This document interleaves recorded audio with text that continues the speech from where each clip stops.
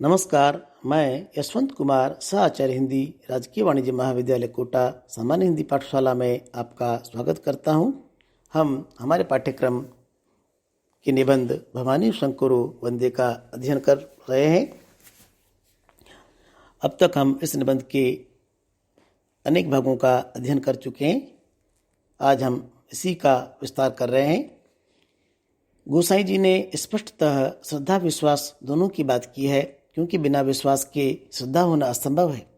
जाने बिनु न हुई प्रतीति, बिनु प्रतीति हुई न प्रीति। जानना से प्रतीति अर्थात पतियाना, विश्वास करना, और इसी प्रतीति से प्रीति अर्थात प्रेम, श्रद्धा, भक्ति, प्रणय आदि सब कुछ। अतः प्रतीति और प्रीति, विश्वास और श्रद्धा परस्पर मेज कुर्सी या चोली दामन की तरह संबंधित अवधारणाएं हैं। इनमें श्रद्धा या प्रीति की सक्रिय इच्छा है और विश्वास निष्क्रिय इच्छा। ये एक ही इच्छा शक्ति के क्रमशः सक्रिय और निष्क्रिय रूप है। प्रीति करना एक सक्रिय भावुकता है, विश्वास करना एक निष्क्रिय भावुकता। विश्वास अकेले शव है, श्रद्धा से संयुक्त होकर वह शक्ति संपन्न शिव बनता है। पर विश्वास श्रद्धा दोनों आश्रित हैं ज्ञान की भूमि पर, जानना पर। इसी से अगले दोहे में शिव के बोधमय गुरु रूप की वंदना है।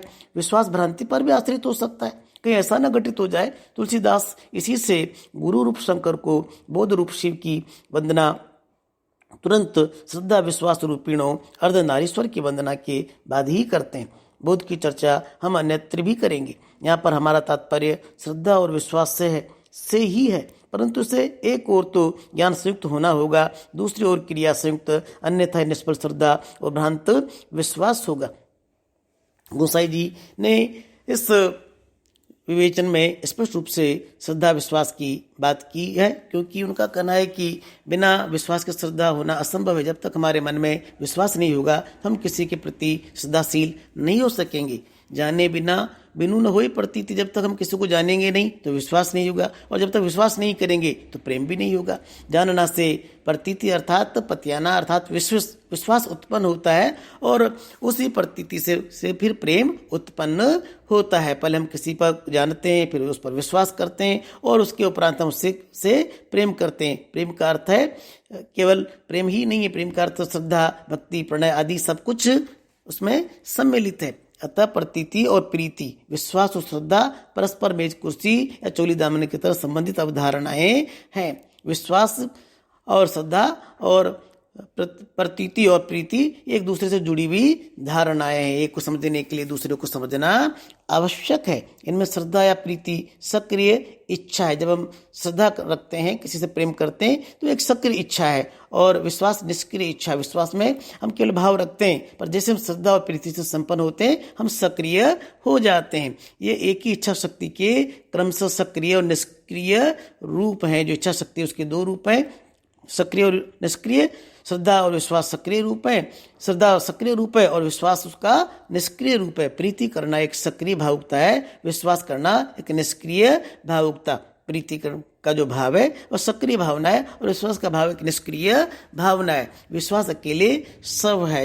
हम जब किसी पर विश्वास करते हैं, पर केवल विश्वास करते हैं, तो सब के समान है। वह निष्क्रिय, जब वो विश्वास श्रद्धा से संयुक्त हो जाता है, वह शक्ति संपन्न शिव बन जाता है, तब जाकर वह लोक कल्याणकारी होता है। पर विश्वास श्रद्धा दोनों आश्रित हैं। विश्वास और श्रद्धा दोनों एक दूसरे पर टिके हुए हैं।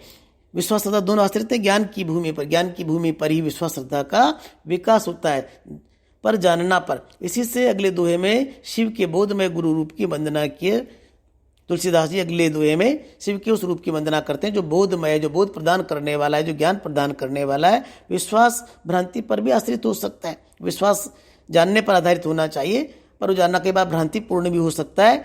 इसलिए जो हम जानते हैं वो भ्रांतिपूर्ण नहीं है, वो वास्तविक है। यह जानना आवश्यक है, कहीं ऐसा न घटित हो जाए। तुलसीदास इसी से गुरु रूप शंकर की, बोध रूप शिव की वंदना तुरंत श्रद्धा विश्वास रूपिणों अर्धनारीश्वर की वंदना के बाद ही करते हैं।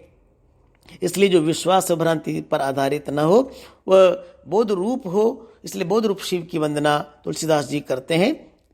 बोध की चर्चा हम अन्यत्र भी करेंगे। रचनाकार कह रहा है बोध के बारे में अन्यत्र भी विवेचन करेगा, उसके बारे में हमको जानकारी देगा कि बोध क्या चीज है, वो किस प्रकार से विकसित होता है। यहाँ पर हमारा तात्पर्य श्रद्धा और विश्वास से ही है।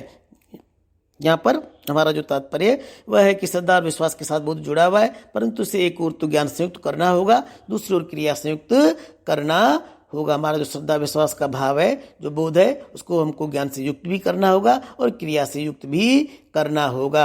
अगर हमारा श्रद्धा और विश्वास जो ज्ञान और क्रिया से युक्त नहीं होगा तो हमारी श्रद्धा निष्फल हो जाएगी और हमारा विश्वास भ्रांति पर आधारित भी हो सकता है। हम इस विवेचन को ठीक प्रकार से समझेंगे, इसका बोध अपने मन में विकसित करेंगे। इसी मंगल कामना के साथ मैं अपनी वाणी को विराम देता हूँ।